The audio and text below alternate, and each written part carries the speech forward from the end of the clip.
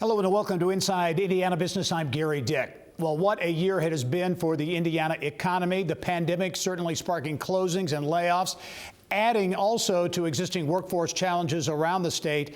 But from auto plants to solar farms, there have also been some big investment deals and jobs. This week, news of an investment that could be a sign of things to come. General Motors Company announcing plans to invest $51 million in its longtime Bedford plant, a vote of confidence for a plant that at one time was in danger of closing.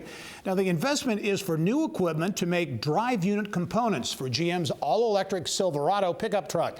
It is the latest in a series of big investments in Indiana related to the electrification of the auto industry, and a reason why some suggest Indiana is uniquely positioned to cash in on the coming energy transition in areas like batteries, wind, solar, and more.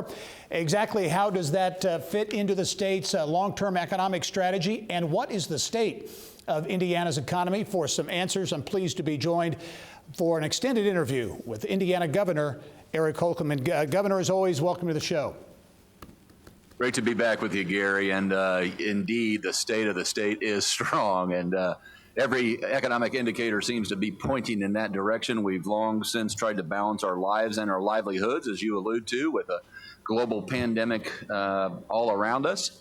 But when you look at our GDP, when you look at our foreign direct investment, when you look at our revenue, when you look at our reserves, when you look at our single-family home building permits, sometimes we're twice the amount of single-family home building permits as our neighboring states, much bigger states. Housing hot. I was with realtors just yesterday statewide. They said they've never seen a better November, not a close second. When you look at our population growth, more than every state that we touch. So we're full steam ahead, damn the torpedoes, and looking forward to another strong ending this Q4 in terms of new job commits, wages, capital investment and projects. Okay, I want to get to some specifics in a minute, but first, late in the week, some rising concerns about the hospitalizations related to COVID. I know IU Health concerned about COVID and non-COVID hospitalizations, asking for help from the Indiana National Guard. Your reaction to that, and do you anticipate as we get into 2022, things from a COVID standpoint maybe stymieing some of this progress you're talking about? No, I think we have more tools now than we did at the beginning of the COVID-19 as it was unfolding, going back almost 2 years now. More tools, obviously, first and foremost, a vaccine and treatments, but a vaccine is what keeps you out of the hospital. We know that 95% of our hospitalizations are unvaccinated Hoosiers. So, you can either bet on the 5% that aren't getting vaccinated or the 95% that are and see who's ending up. Now, having said that, we've got all kinds of different teams, mobile teams, strike teams, the Department of Health, the Indiana National Guard, the women and men in uniform. We'll continue to deploy them, fan them out across the state where the need is. And that's the approach that we're taking. We've got 13 right now. We're stepping up another 7 to go out across the whole state of Indiana. Indiana is one of 6 states that comprises or makes up over 50% of all the nation's hospitalizations.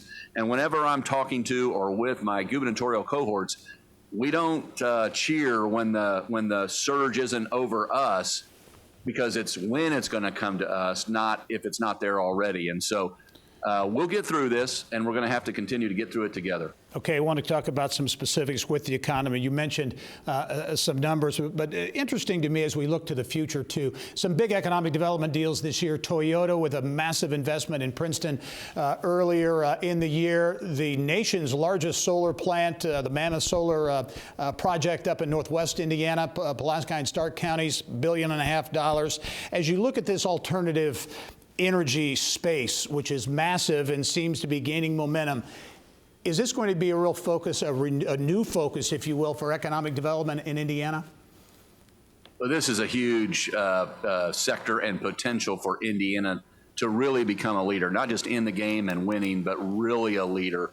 Obviously, in terms of energy sources, we have the ability in a state like Indiana for reliable, affordable, and clean energy. And so you see us going green and really capitalizing on, be it batteries, as you mentioned, and not just battery production, but battery capacity, battery recycling. This is going to be a huge part of the whole sector. And so we'll lean into hypersonics, microelectronics, quantum computing, machine learning, all the above in that innovation space to really stay a leader in advanced manufacturing and life sciences, two real bread and butter sectors for us. Yeah, I know Toyota announced plans for that big electric vehicle battery plant, which is going, I think, to North Carolina. But no question about it, the other automakers, Toyota and all the automakers, going to be investing a lot of money in that. When you look at the assets here, Purdue, Notre Dame, Battery Innovation Center in southern Indiana, is Indiana uniquely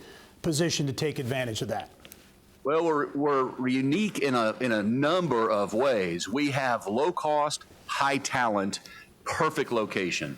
And that's why you saw with this latest $800 million capital investment in Toyota, that's just another huge mega investment in Toyota. There are a lot of states who would have loved to have the first one, the second one, or the third one down there at Toyota, not to mention all the other OEMs that we have spread out. So absolutely, we're uniquely positioned, and we're in conversations right now about a pretty exciting 2022. Okay, I want to talk regional economic development and also innovation in Indiana. That is coming up next as we continue our extended interview with Indiana Governor Eric Holcomb.